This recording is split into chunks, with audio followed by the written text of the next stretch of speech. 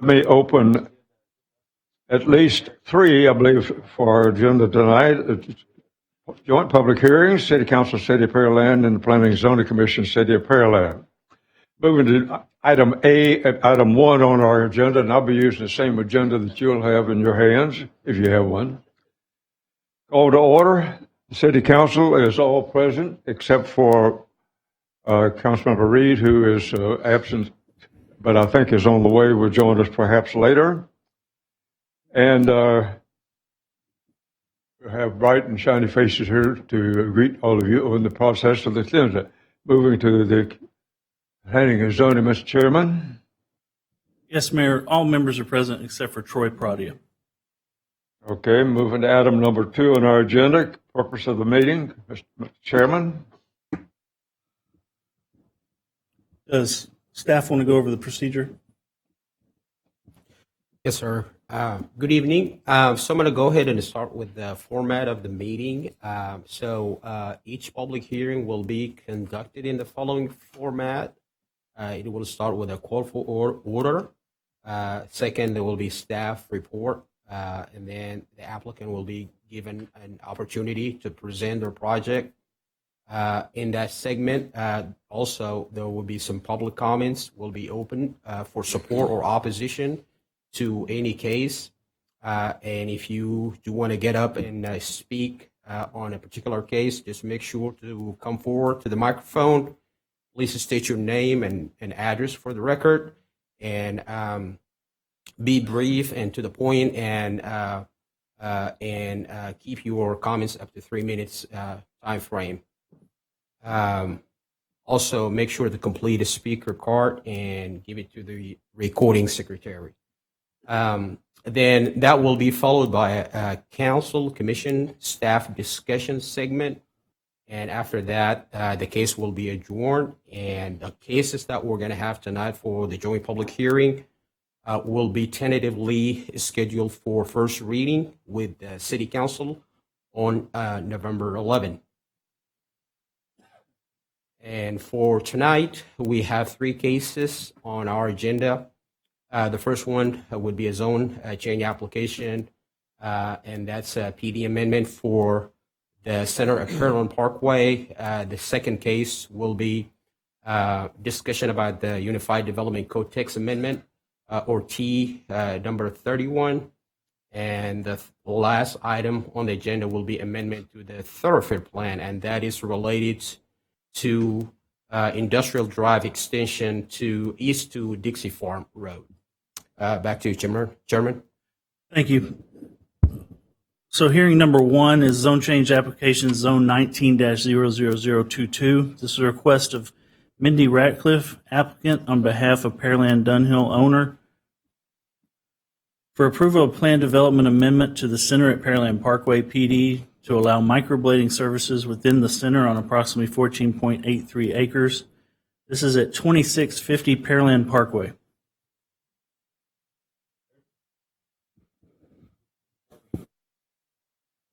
Purpose of our meeting has been placed on the table for our consideration. Move to item number 3, application information case summary. Staff report.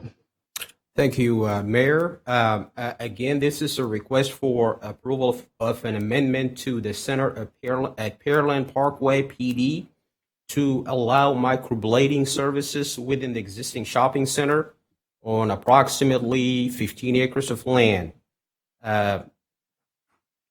The center of Pearland Parkway was originally approved as a planned development in May of 2013 with a base zoning of general business district. The PD was intended to accommodate a mix of neighborhood service retail establishments, and the PD was amended twice in 2015 and 2018 to be expanded and to accommodate more commercial development.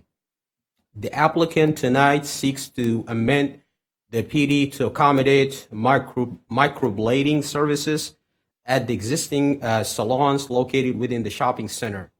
Microblading is not listed as a use in the Unified Development Code, and can be generally defined as a technique for adding semi-permanent pigment makeup to the upper layers of the skin using a handheld tool made of several tiny needles to create a hair-like appearance.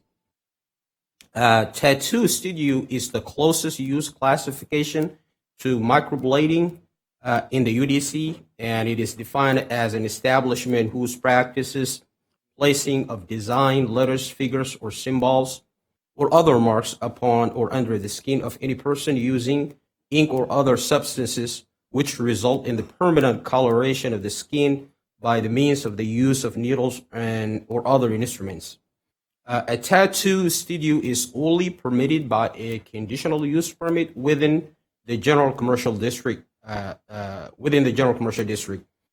Staff has decided that a PD amendment is required to allow the microblading within this PD in lieu of a conditional use permit because the PD has a base zoning of general business, which does not allow for the option for a CUP. Staff has not received any correspondence regarding this request. This is an aerial photo, and it shows the property is located at 2650 Pearland Parkway, and is surrounded by the shopping center from the north and the south sides, and by two residential subdivisions to the from the east and the west sides. This is a zoning map on the screen, and it shows the property to be zoned for planned unit development. As we stated earlier, this is the future land use plan, the 2015 future land use plan, and it shows the property designated as a office, retail, offices, and services on that future land use plan. The proposed uses is consistent with the future land use plan. As we move to the conformity table, the property the proposed amendment generally consistent with the future land use map, the comp plan, the thoroughfare plan, and it also has access to city utilities. Again, this is the criteria for approval for plan development amendment, and the proposed use meets all the established criteria for approval as a plan development amendment, and the staff recommends approval of the request. And that concludes the staff report. That concludes the staff report, Mayor. That completes your report. That's correct. Moving to item number B, applicant, are you here tonight? Is the applicant for this item? You have the privilege of the podium. Please state your name and address and try to limit your comments to 3 minutes. I'll let you know when you have 30 seconds. Thank you. My name is Brenda Green, and I am a manager for Salons by JC, located on 2650 Pearland Parkway. We are asking for this for microblading services. As you described earlier, what microblading is, if you take a look at my eyebrows, I actually have it done as well, so you can kind of see what it is. Why we would like to offer it, because it's not just for cosmetic use, particularly just to beautify a woman, but it is actually for women who have lost hair due to cancer, alopecia, which is something that I had to deal with personally as well. It brings back, it kind of gives more of self-confidence and self-esteem to a woman. These services are not only for women, they're also for men who lose confidence, if scalp is showing. So it is across the board definitely something that we would like to be able to propose. Most of the Salons by JC locations all across the world, all across the U.S., offer this service and are able to offer it. I actually manage the Baybrook location, and over there we do offer.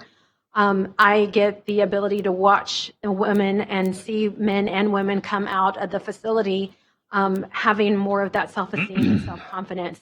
We are definitely not looking for any type of, it's not an ink that is used in tattooing. It's actually semi-permanent pigment that is put onto the top layer of the skin.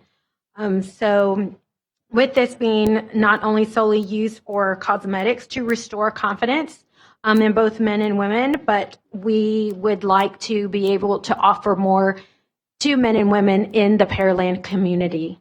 So that's about it. Thank you very much. Thank you. With that information in the record, let's move to item C, which will let the staff have any wrap-up comments at this point. No, Mayor, we don't have any additional comments. Okay, thank you, sir. Moving in our agenda to item number 4, persons wishing to speak for or against the proposed request. Councilmember Little. Is there anyone in the audience that wishes to speak for or against this proposal?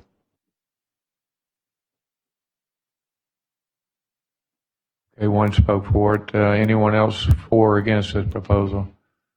Third and final time. Anyone wish to speak for or against this proposal? Councilmember Little, if we could have the lady who said she was speaking for it to identify herself for the purposes of the record by stepping up to the podium. State your name and address, please.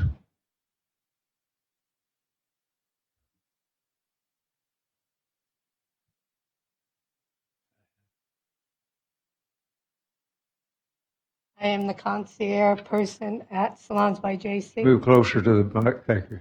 I'm the concierge person at Salons by JC on Pearland Parkway. My name is Sue Kulak. Okay, can you give your address, please? 3522 Whitestone Drive, Pearland, Texas. Thank you very much. Thanks. Does that complete the speakers? Moving to item number 5, which will let the City Council, the Planning and Zoning Commission, and the staff discuss the position on this particular item. And starting off with the City Council, Councilmember Alondo. Any comments at this point? Yes, thank you, Mayor. I don't have a problem with this at all. I think this is a good example of just kind of what we need to do in terms of cleaning up our CUP and cleaning up our zoning. I don't think when prior councils and zoning commissions set this policy in place, they had this use in mind when they said a tattoo parlor. So, this seems to be, I don't think this council should be micromanaging what cosmetic services are going on in a salon. This seems like a perfectly acceptable use, but I think does point to the fact that,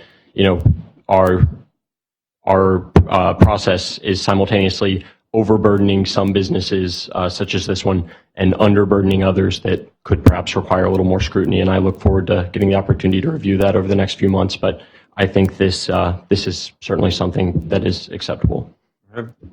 Councilmember Little? Okay, moving to Councilmember Hernandez. I think something similar has come before us in the past, and we haven't had an issue with it. I think I've only heard positive things about it, so no issue with it. Thank you. Councilmember Moore? Mayor, I have no issue with this. Councilmember Perez? I have no objection to this, Mayor. And Councilmember Owens?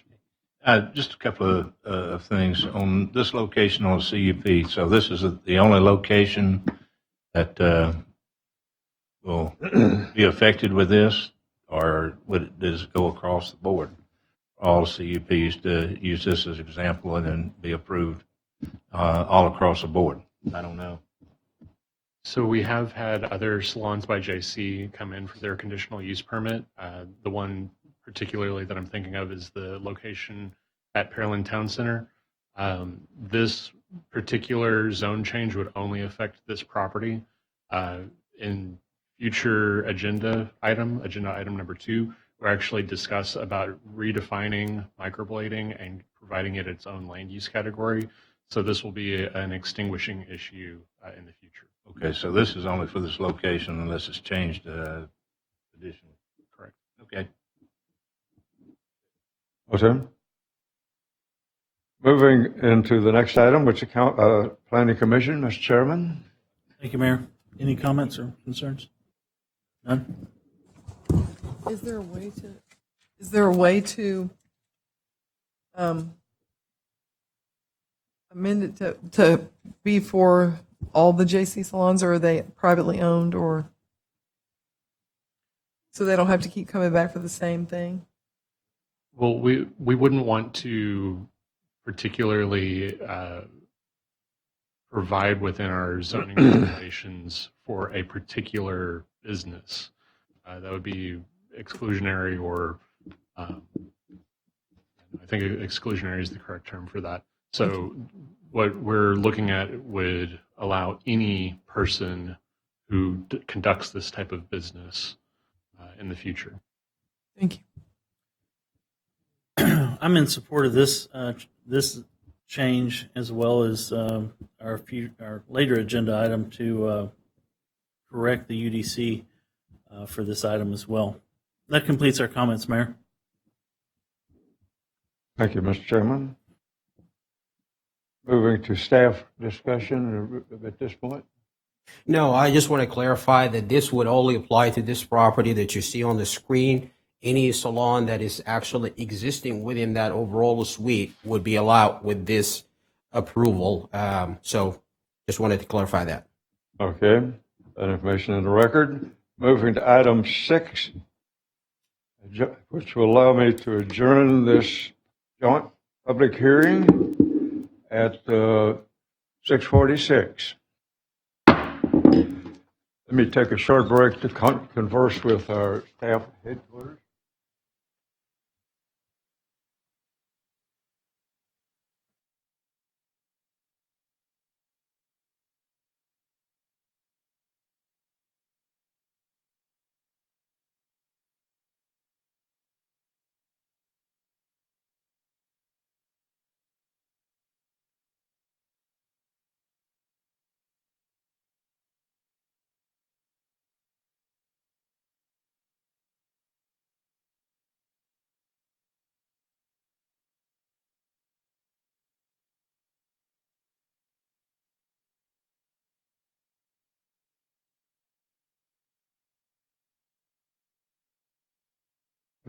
Joint public hearing.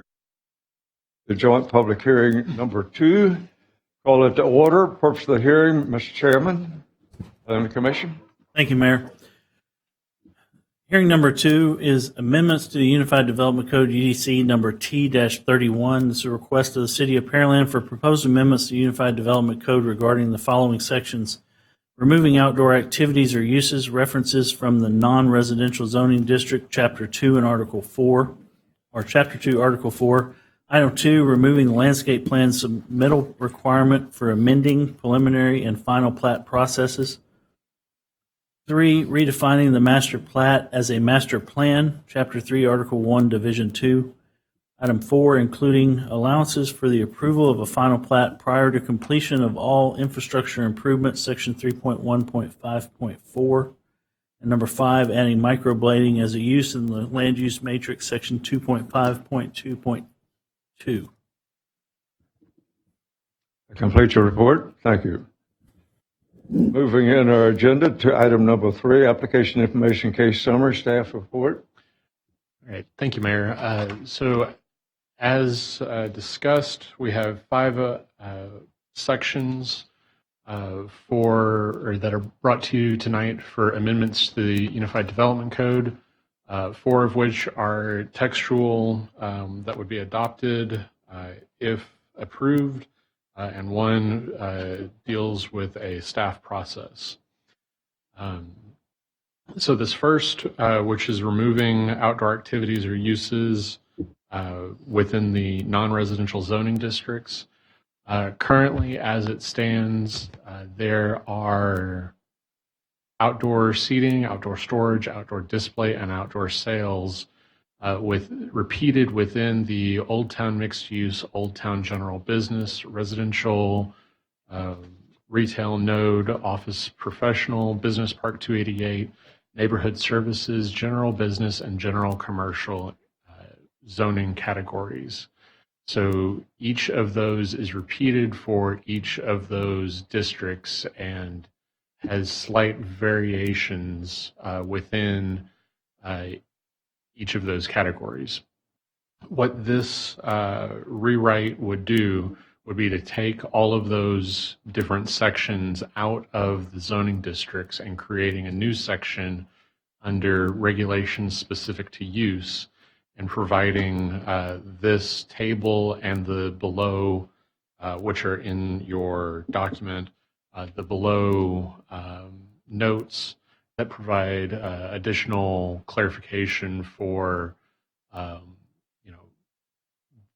where outdoor display is allowed, when it provides the 36-inch walkway, how many times and at what event would an outdoor sales be allowed on either neighborhood services, general business, or general commercial uses, and then just generally to provide cleaner language so that way it's not different between the various land use categories.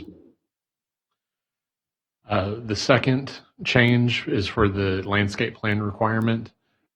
This is a policy within community development, which we would look at changing. Again, this change came from the ad hoc committee for the Unified Development Code, but I just wanted to bring it to y'all's attention so that way the change wasn't made without y'all knowing about it. The master plat to master plan, this changes not only the name, but the approval authority from the Planning Commission to the Planning Director. Otherwise, it would still maintain similar approval requirements that it matches either the plan development or matches the cluster plan, which are typically where we have those master plat or plan requirements to kick in. And finally, we would have before you the approval of final plat prior to completion of all the infrastructure improvements. This was also something that came out of that ad hoc committee that discussed completion of 85 to 90% of all water, sewer, stormwater infrastructure, and street improvements. And to gain approval of that benchmark of 85 to 90% completion by the engineering department before a developer could submit for their final plat. As it stands today, it would require 100% completion before a final plat could be approved or could be submitted for. So this could potentially allow them a couple weeks lead time in order to get the final plat approved as they were finishing up the remainder of the improvements. And last, as mentioned in the previous public meeting, we have the addition of microblading, which would be defined as tattooing technique in which a small handheld tool made of tiny needles is used to add semi-permanent pigment to the skin.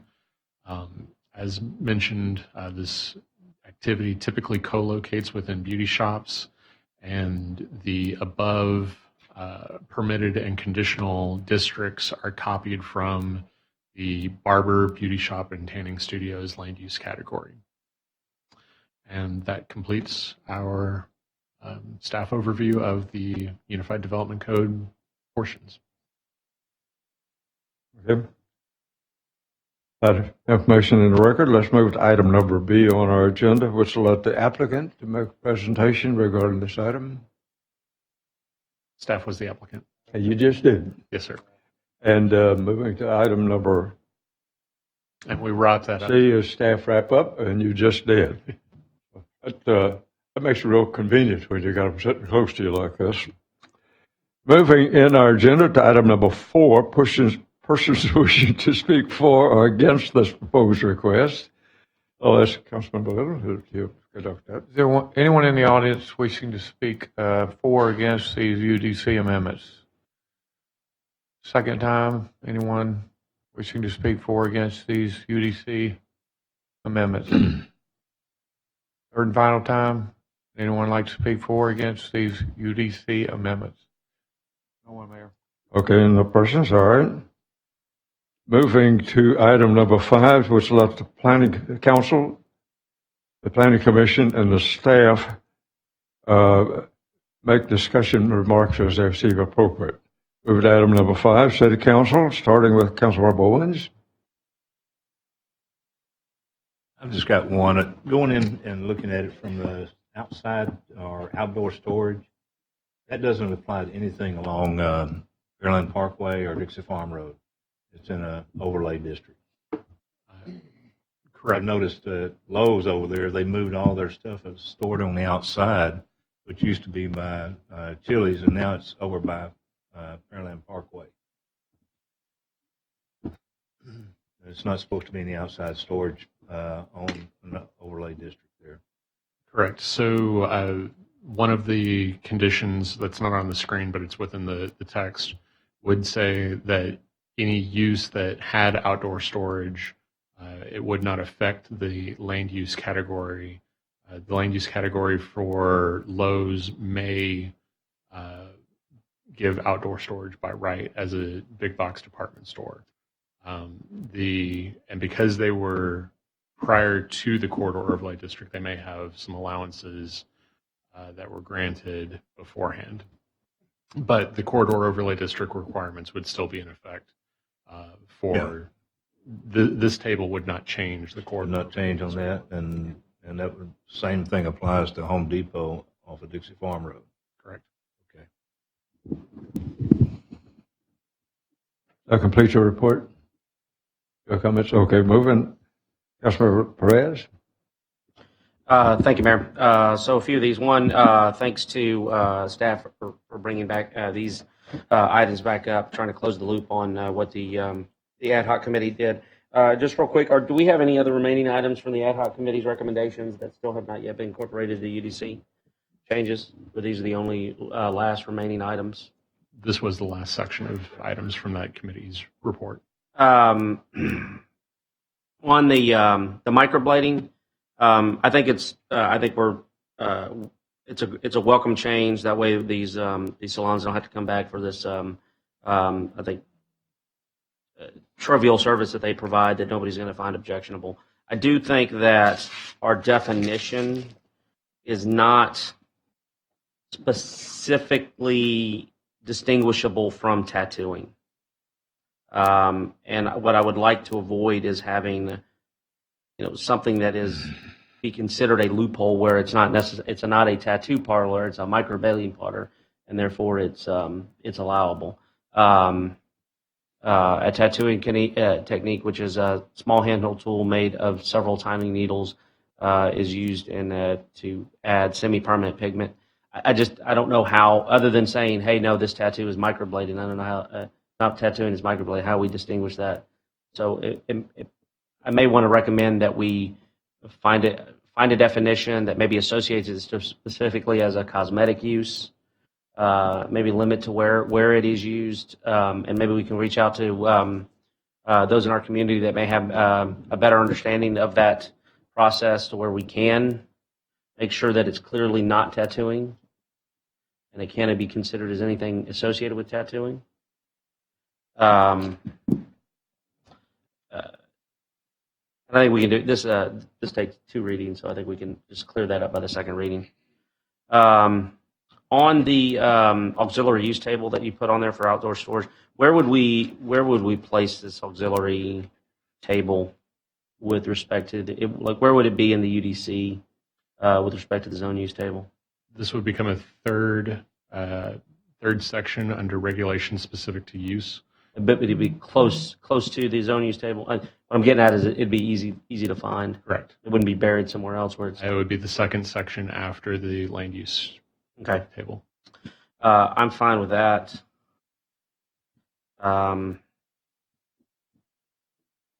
With respect to the master plan, so I do think, as we discussed in the ad hoc committee, changing it from master plat to master plan alleviates a lot of confusion.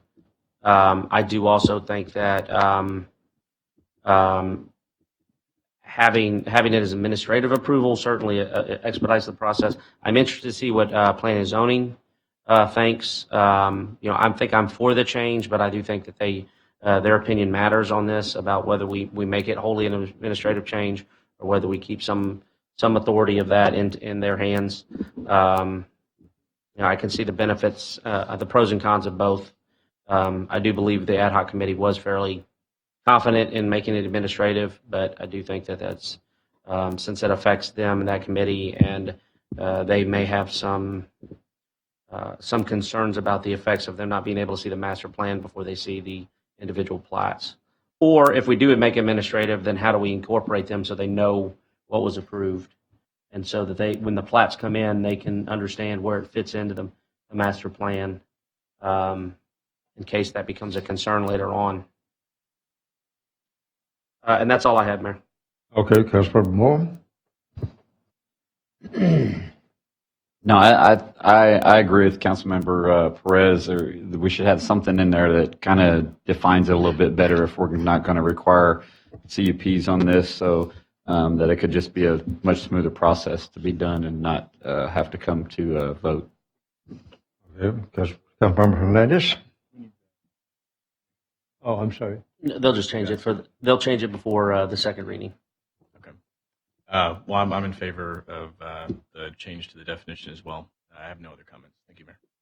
That's pretty good, huh? Okay, Councilmember Little. No objections to the changes. Okay, and Councilmember Alonda. Appreciate the changes and nothing further.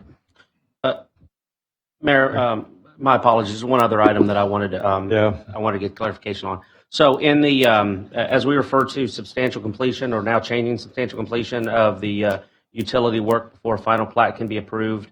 I know that was a big area that we spent a lot of time on in the ad hoc committee, making sure that we kind of close that loop, or that put rest to that issue of the developer not being able to get the final plat approved, which means the lots which creates the lots, which means they can start selling the lots until basically all of the infrastructure is done.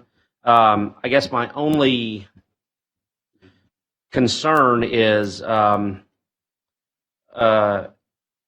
do we define 80 to 90 or 85 to 90% complete? I mean, since we're pulling away substantial complete, which I think it generally has an understood definition, how would we define 85 to 90%, and where would somebody find that definition so that it's somewhat predictable?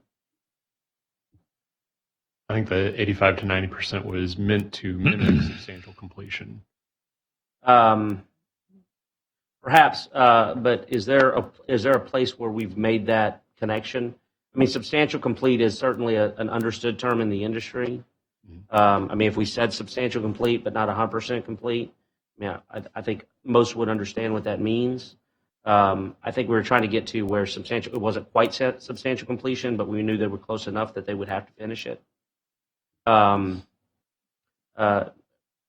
if I can kind of borrow you, what would you kind of, let's say for a storm sewer system, what would you kind of believe a definition, or where do you believe a storm sewer that's 85 to 90% complete? What would that include? Councilman Perez, for a stormwater system to be complete or deemed substantially complete, it means that the infrastructure is all in place. We could be looking through and doing inspection and final walkthrough, making sure coatings are done. Visual inspection has been taken care of, but I would say it's a working system minus punch list items that need to come through and then certified off that it's been complete.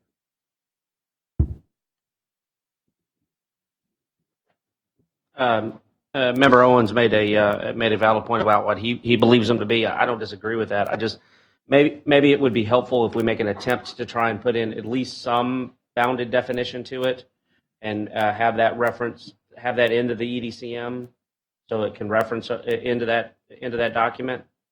And I don't. Maybe I shouldn't be that firm. Maybe it can be in the UDC, but it have some sort of definition to where, as you read it and you believe, as a developer, you believe you can understand what 85 to 90%, so that you know when you can come in with the plat.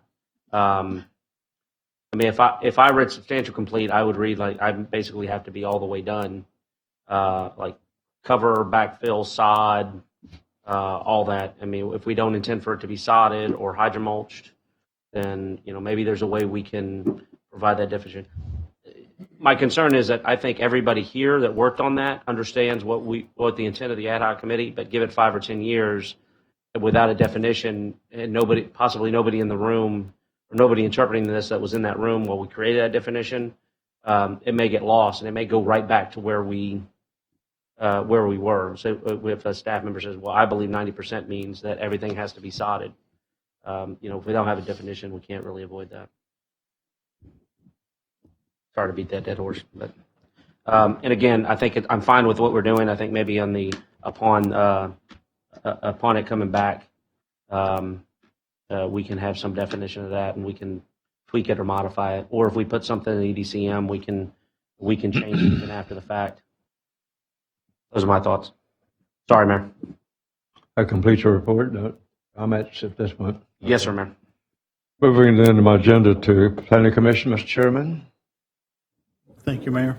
Mary, do you have any comments to add? Well, my concern, I guess, for a while, and not totally understanding it, I think all of the proposed amendments are fine, except for the one allowing approval of a final plat prior to completion. To me, I don't understand the 85 to 90, and maybe that's something that could be better defined. But a final plat goes to the county once it's signed. It's final, and it's filed, and it becomes a plat of record. Approving something that's not complete. I've not seen any other cities allow this sort of thing. I mean, once you approve it, you approve it, and when the commissioner or chairman signs it, it's the real thing. So I don't know. I mean, maybe that can be better defined, or however the council wants to deal with it. But that's my own comments.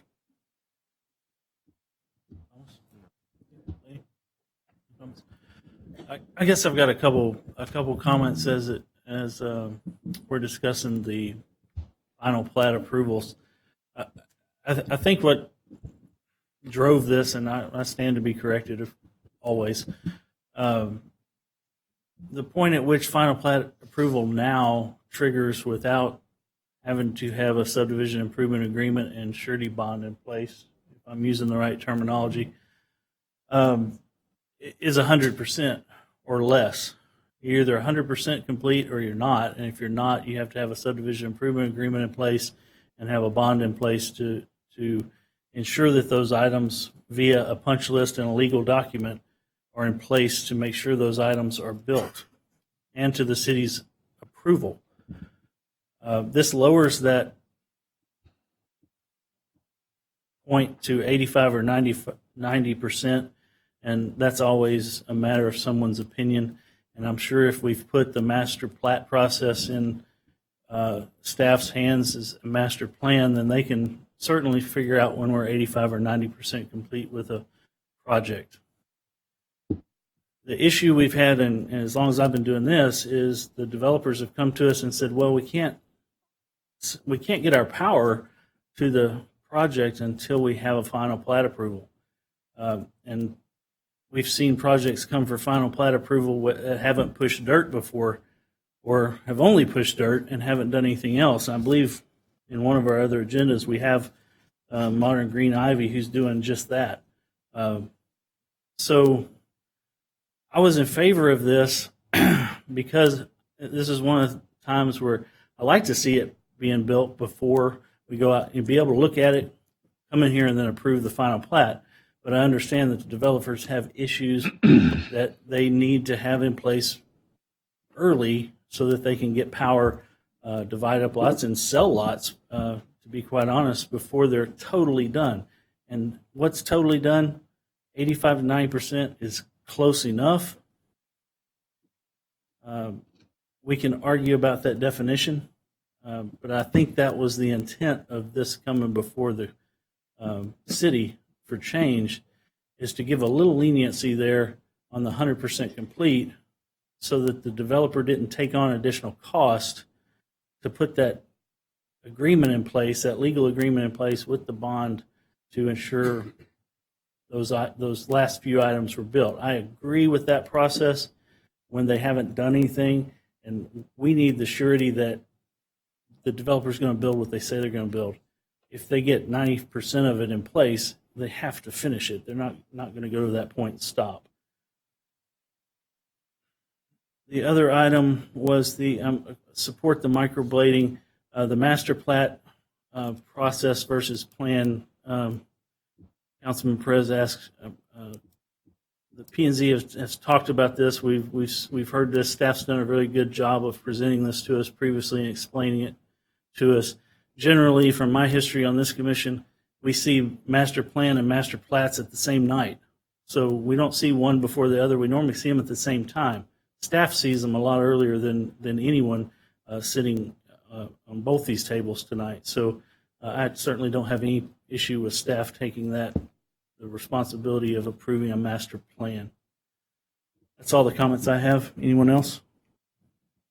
That completes our comments, Mayor. That completes your comments. Okay. Yes, sir. Moving to staff discussion and comments at this point. As a point of clarification in regards to the microblading, which would be number 5 on the screen there, in the definition distinguishing microblading from tattoos.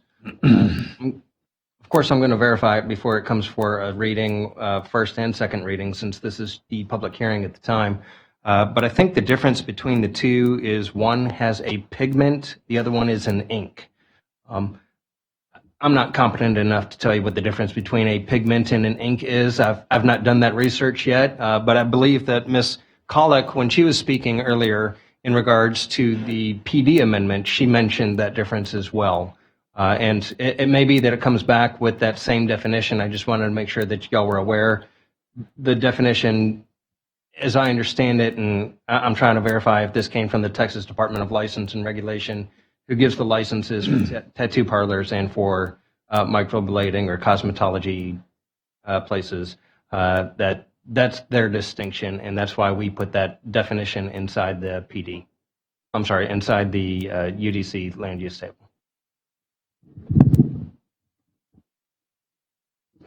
A complete staff discussion.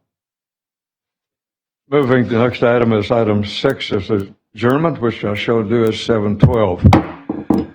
I see a lot of people in the audience who have not been familiar with this process that we have with public hearings. There are actually several layers of public hearings, and tonight is primarily one of council and the city and the planning commission and staff kind of trying to understand the issues that we have on those particular 2 public hearings we just finished, and see how we can make sure that we can approach that in a correct process and the appropriate, in a reasonable manner.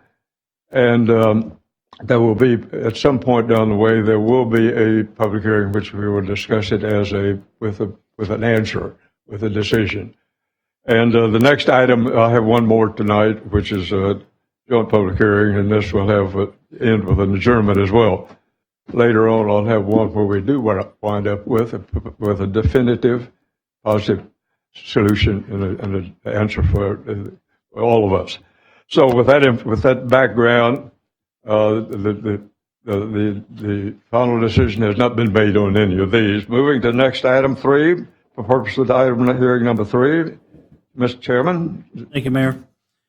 This is a request of Justin S. Barnett, representing R West Development Company, applicant on behalf of Triangle 31 LLC, owner, for the approval of amendment to the City of Pearland Thoroughfare Plan to remove the future extension alignment of Industrial Drive, which will connect the eastern terminus of the existing right-of-way to Dixie Farm, located on approximately 62.46 acres. This is at Industrial Drive Extension east to Dixie Farm Road. That information in the record. Let's move to item number 3 on our agenda. Application information, case summary, staff report. Thank you, Mayor. This is a request for an amendment to the City of Pearland Thoroughfare Plan to delete the future extension of Industrial Drive to Dixie Farm Road. This amendment to Industrial Drive encompasses the deletion of about 2,200 feet in length, extending east of the existing Industrial Drive terminus and turning south to connect to Dixie Farm Road. This request is in conjunction with the French Quarter Plan Development request. As you may recall, at the regular City Council meeting on July 22nd, 2019, the City Council acted upon the first reading of the zone change request to create the French Quarter Plan Development, and the first reading passed by a vote of 5-0 with an amended motion to address the thoroughfare plan, sidewalks, cul-de-sac width, and to have staff verify and approve the site plan based on the engineering design criteria manual. Again, this request is in conjunction with that, or a step in that process for the French Quarter PD request.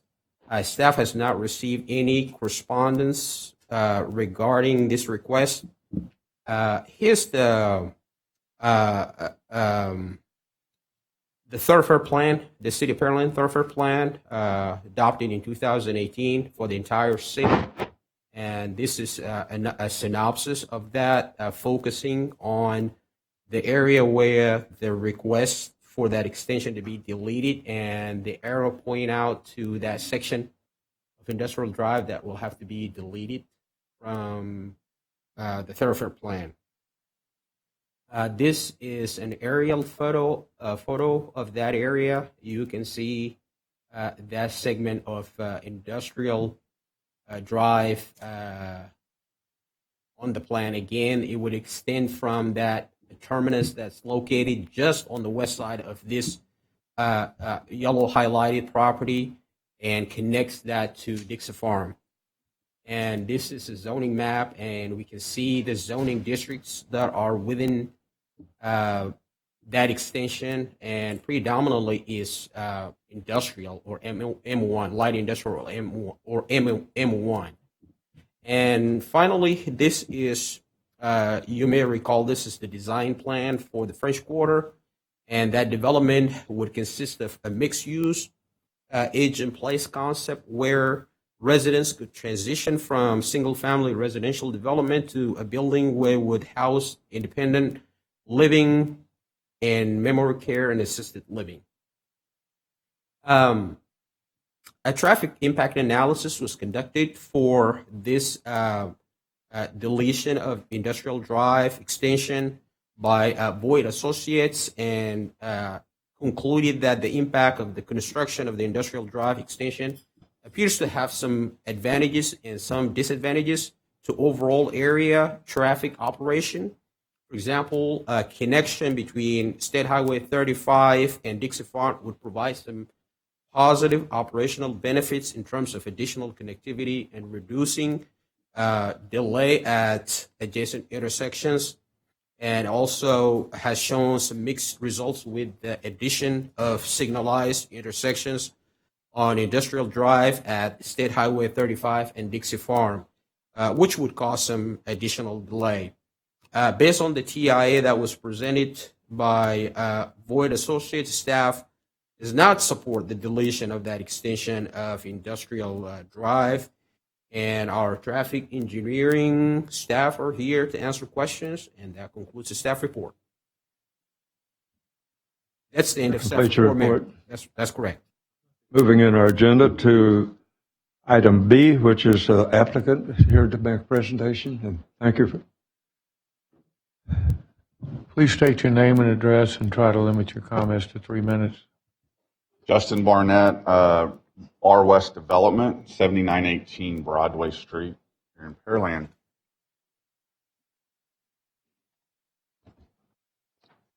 So as you've already heard, we came and presented a PD 3 years and $100,000 working on the PD process of the French Quarter development.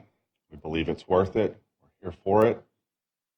We've lots of correspondence back and forth with staff. We have resubmitted an updated site plan answering the questions that was brought up during the first reading.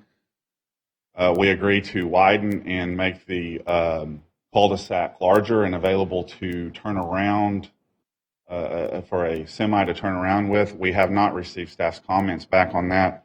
And we've also agreed at the request of the council to and staff to include sidewalks as per the EDCM.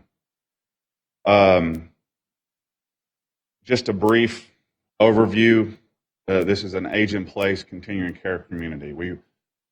We are wanting to create a community within a community to serve the community for our aging loved ones. And I have them, and I know everybody has them. And I'm actually needing to find one for my mother at this point in time, and I wish this was already going forward. So I am pushing.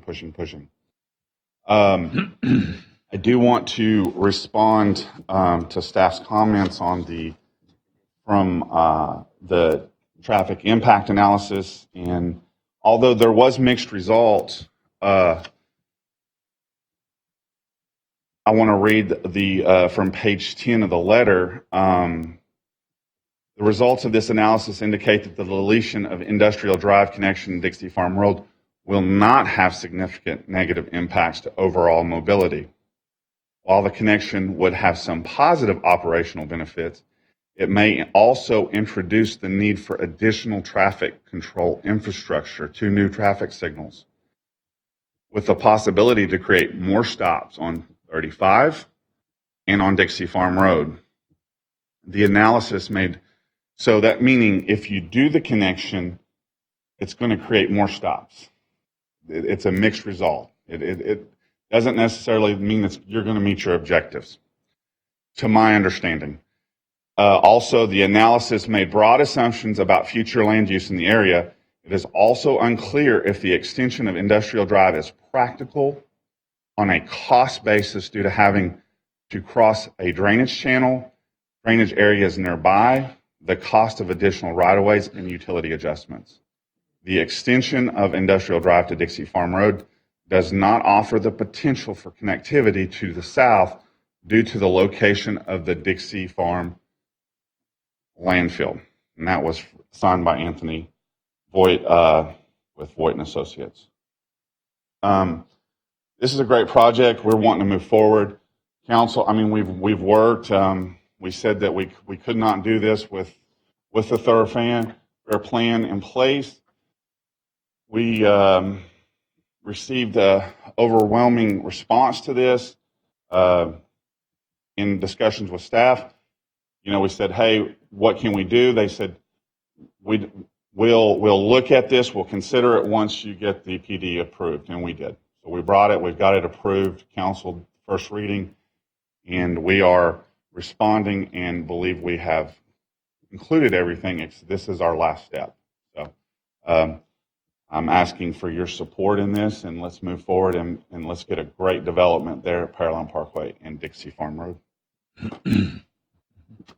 Thank you. You might want to have a seat right over there in case there's some questions. Moving on our agenda to item C, staff wrap-up comments. Not at this time, Mayor. The comments, okay. Moving to item number 4 on our collective agendas. Persons wishing to speak for or against the proposed request. Councilmember Little. Anyone in the audience wishing to speak for or against this agenda item? Second time. Anyone wishing to speak for or against this item? Third and final time. Anyone wishing to speak for or against this agenda item? No one, Mayor.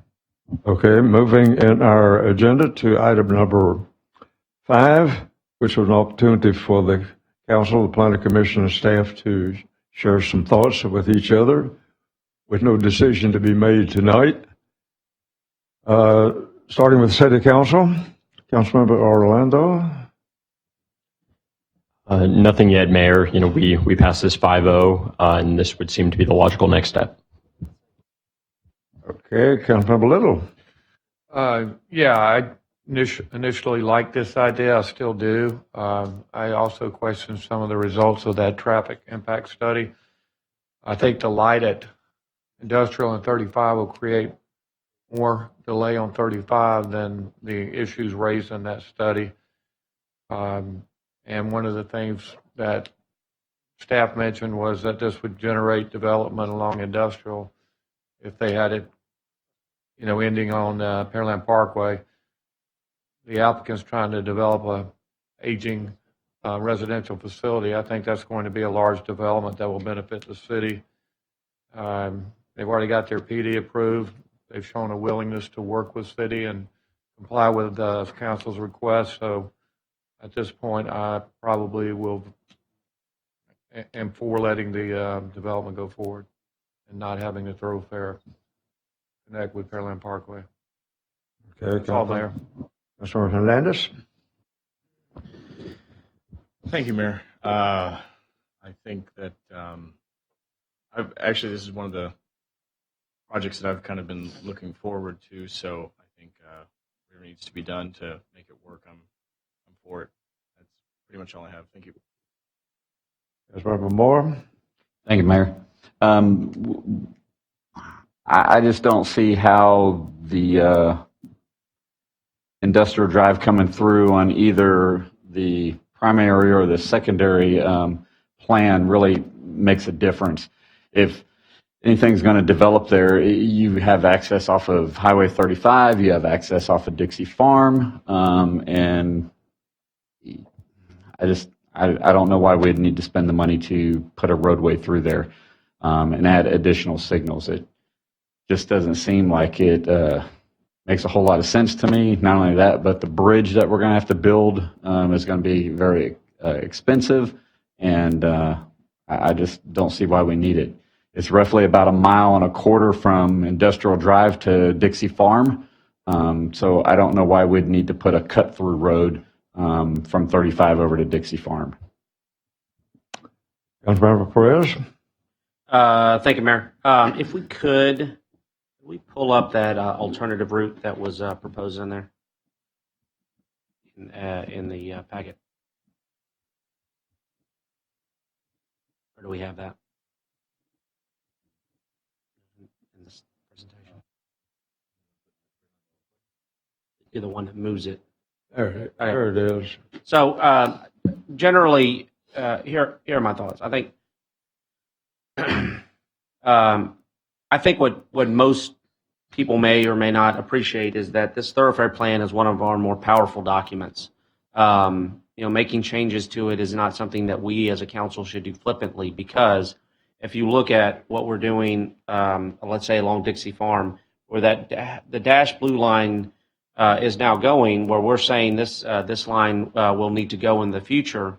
Whether or not we build that line, if somebody comes and plats that property and they want to do it for their own personal use and want to put something that's allowed in the M1 zone, maybe some light commercial use or something of that nature. When they do that since that our thoroughfare plan dedicates a road through there, they have to give that up, and they don't. When they plat it, they don't get paid for it.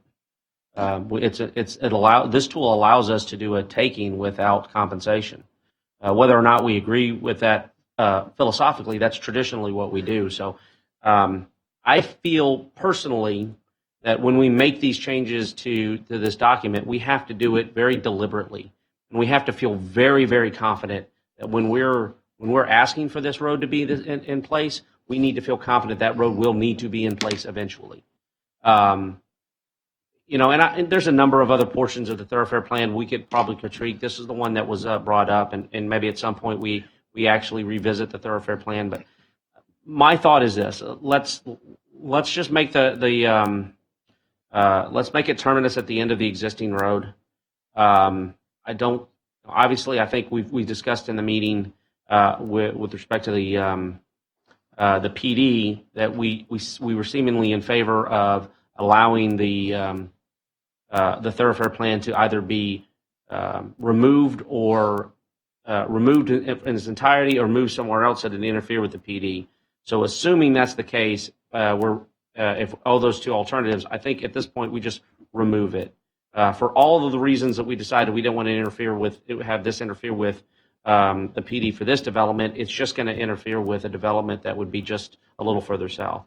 Those are general statements that are non-engineering based. From an engineering basis, having that roadway intersect with Dixie Farm at that location and having it be a major thoroughfare just doesn't really make a whole lot of sense. It would cause, as the report kind of states, it ends up causing slightly more problems than it solves. I think if I had my druthers, maybe maybe before industrial was built, maybe before this thoroughfare plan had this dog leg in it, maybe having it connect to Pearland Parkway may have been a more logical choice if we felt we needed a connection. But because that bridge is needed to be built, because there's such little amount of land that's available to be developed, there'd be no developer who could afford to build the bridge. Therefore, that road would only dead end to a certain portion, and it would be up upon the city to build the bridge.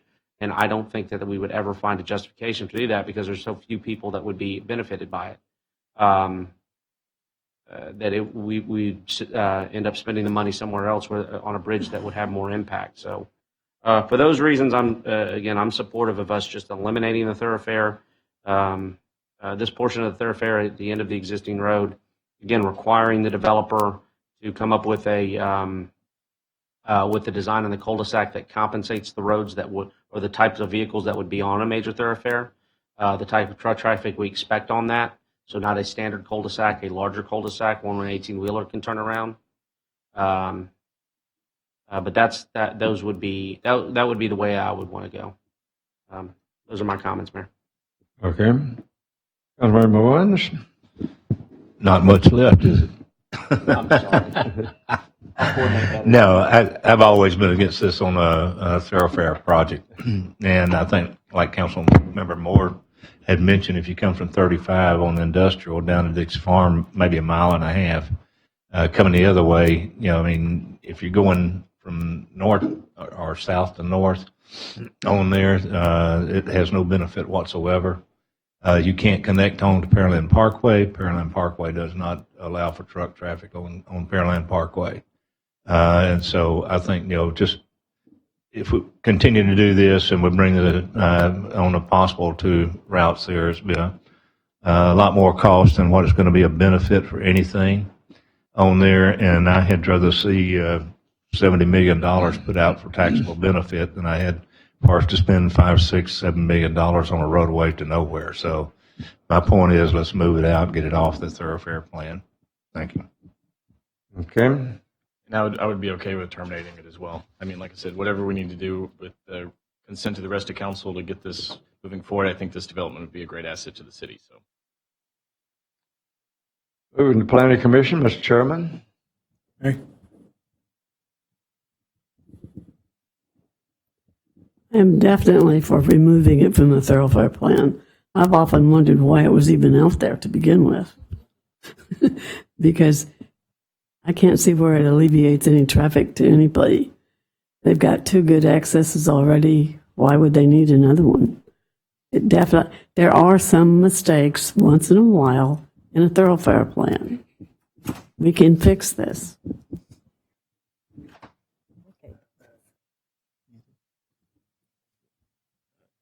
My opinion is that more roads are almost always better than less roads. As a traffic engineer myself, signals don't bother me. If eventually there's going to be more signals up and down 35 and up and down Dixie Farm, no matter what they do with this road, unless the autonomous vehicle really catches fire and we're not driving cars anymore.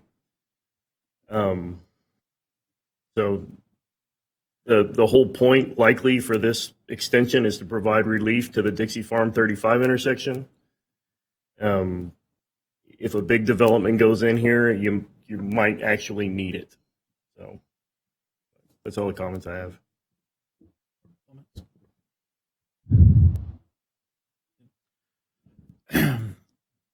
Well, my comment is, it's hard to read what those before us thought of in the thoroughfare plan, but I can only imagine it was to service the M1 zone that this property was originally overlaid with. And I think the businesses that have developed along industrial and on the west side in industrial, I think the plan, my opinion, was that to follow that through, and that roadway was to support the development of M1 and not residential, which is in the PD. In line with my opinions on the PD and that vote, I'll be opposed to this because the PD places a large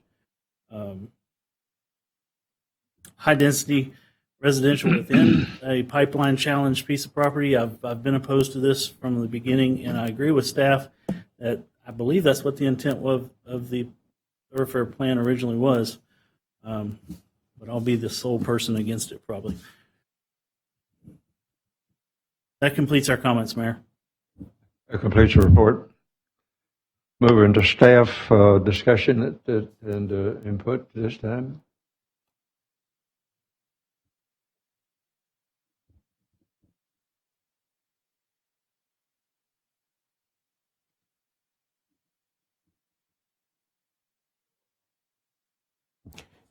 No staff comments. No more comments. Okay, staff complete, okay. Moving to item number 6, let me adjourn this particular public hearing. And that completes the 3 public hearings, which are joint hearings with no decision-making at the end. That changes with the next one. So everybody flipped over for the